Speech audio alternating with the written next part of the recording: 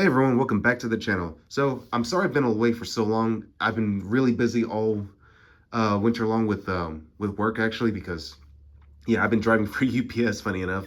But I'm pretty much already at the end of it. I'm kind of back to what I've been doing before, and yeah, now I finally have some time to myself. So yeah, my schedule's just been awfully cramped. But anyway, I'm finally back, and today I decided to bring you guys a new deck profile, this time being Dark Worlds. Now I've done Dark Worlds before, but this time I'm using cards that were recently introduced in the structure deck.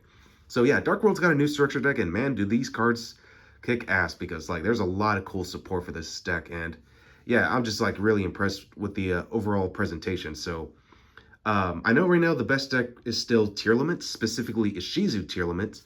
So yeah, it's crazy.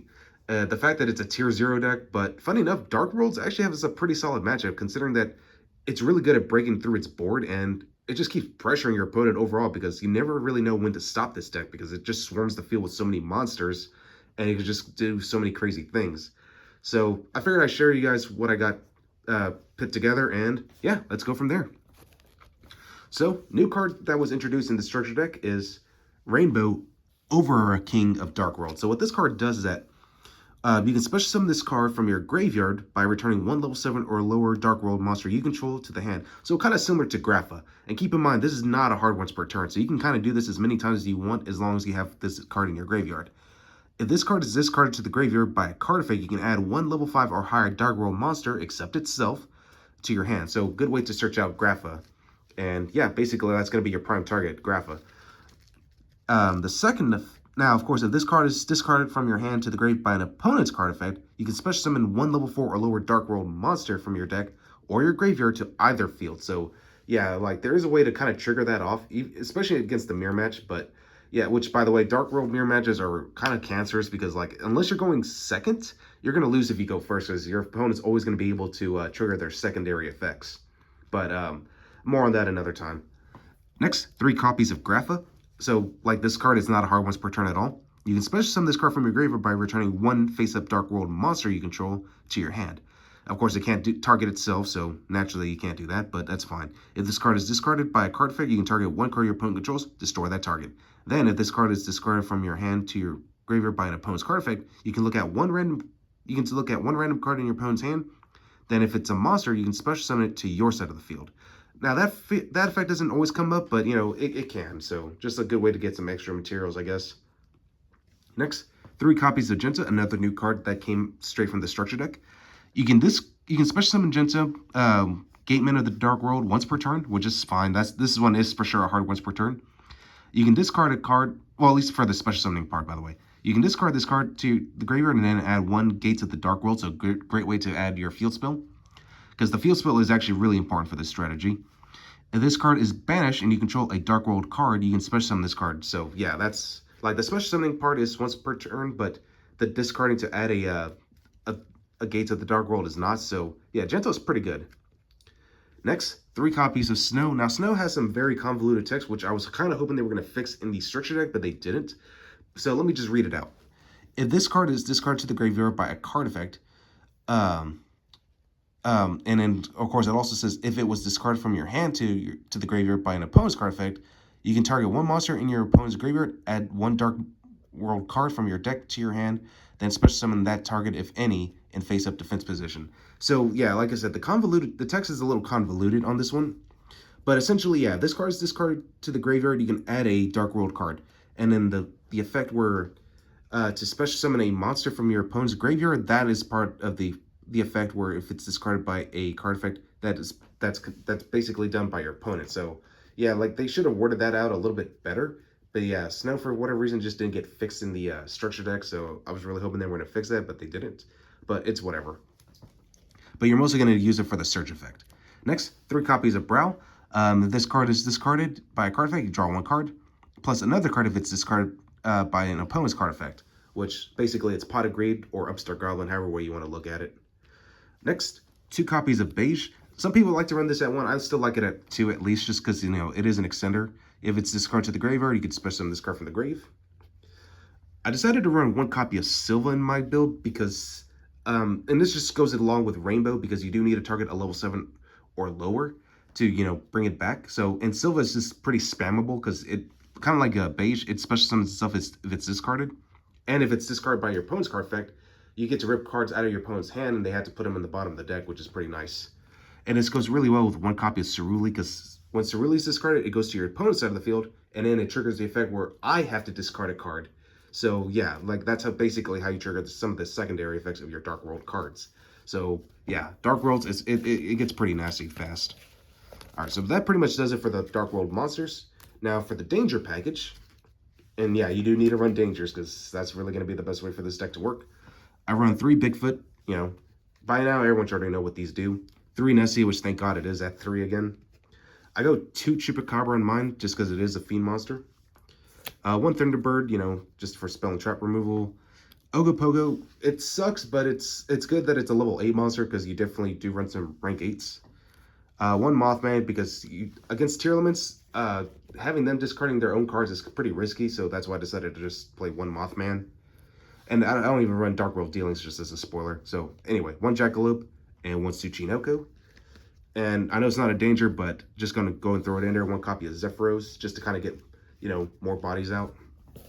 And just recycle back some of my cards. But yeah, that pretty much does it for the monsters. I forgot to mention earlier, this is a 45 card build. For spells, 3 copies of Gates of the Dark World. All fiend monsters you control gain 300 attack and defense points. Once per turn, you can banish 1 fiend monster from your graveyard and then discard 1 fiend monster from your hand and then draw 1 card. Now keep in mind, this is not cost, so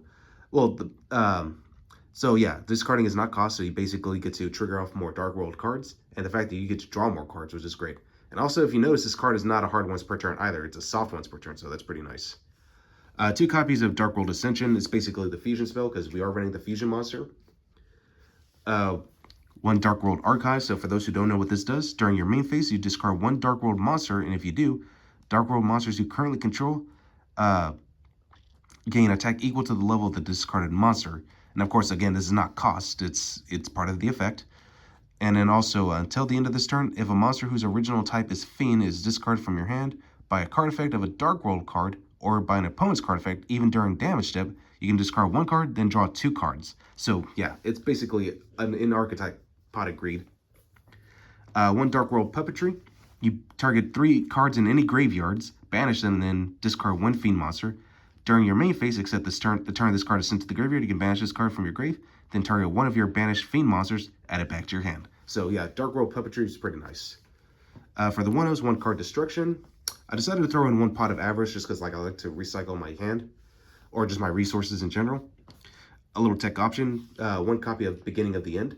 As long as there are 7 or more dark monsters, you banish 5 and then draw 3 cards. Another tech card I run is Danger Response Team. Target 1 danger monster you control and 1 monster on the field. Return them to the hand.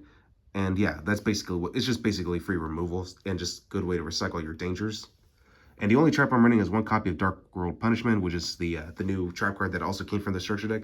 It's basically a Solemn Judgment, Solemn Strike-ish card, because, you know, it's just the 2 in the mix, so I figured why not. For the extra deck, I'm running 2 copies of the new Grapha Dragon Overlord of Dark World. Now, you do need to have a Grapha to make this, of course, plus any other dark monster. When your opponent activates a monster effect or normal spell or trap card while you have cards in the hand, quick effect, you can activate this effect. The activated effect becomes your opponent discards 1 card. You can only use this effect of Grapha Overlord or Dragon Overlord of Dark World once per turn. If this fusion summon card in its owner's control leaves the field because of an opponent's card. Now keep in mind, just as an opponent's card doesn't say card effect, so it could be anything really, even a kaiju. You can special summon 1 of your Grapha Dragon Lord of Dark World that is banished or in your graveyard. Then each player with a hand discards 1 card. So a good way to get a body back, basically. Now for the Link monsters, I am running the new Muckcracker from the Underworld. This came out in Darkwing Blast. For those who don't know, basically what it is it's a monster reborn for fiends.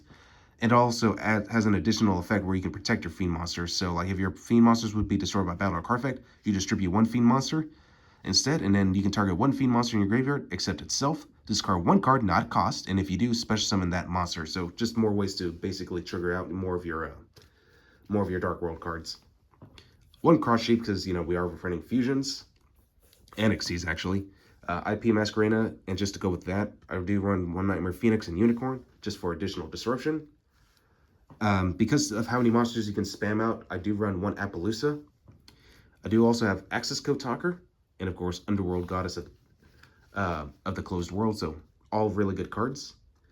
For my Xyz, I am running one Dugaris, one Abyss Dweller, because, you know, Tearlaments are crazy right now. Dingirsu. I don't have that Giant Trainer, whatever that card is. Basically, it's a rank 8 monster that enables you to draw 3 cards. I thought I had it, but I don't have it on me, but I do have a pretty good alternative. I'm running one Spriggan Ship Explorer. So basically what this card does is it requires 2+ level 8 monsters, so you can put as many as you want. You can choose one of your opponent's monster zones or spell and trap card zones to attach any number of materials from this card, and if you do, destroy the same number of cards your opponent controls of the chosen zone. So basically it's just spot removal, but again, I just mostly needed the fact that it can have as many materials as it wants. That way it just makes it easier for me to use AA Zeus. And yeah, that's pretty much it. Well, that rounds out the extra deck. Now for the side deck. The side deck is pretty self-explanatory. Honestly, I didn't really know what I wanted to put in, but after doing some research on what's currently available, well, what's currently meta, I decided to go with cards like Dark Ruler and more, just to, you know, just to make sure my opponent can't disrupt me. For back row heavy decks, you know, Cosmic Cyclones, or just decks that spam out a lot of monsters, I do run Lightning Storms too. I finally got a second copy. And just for more back removal, Harpy's Feather Duster. For like going first cards, I decided to go with Skill Drain and Solemn Judgment. And that's if my opponent forces me to go first. So yeah, like I just wanted to be prepared for whatever. Well, that's pretty much all I got for you guys today. Hope you guys enjoyed this, and I will catch you guys again next time.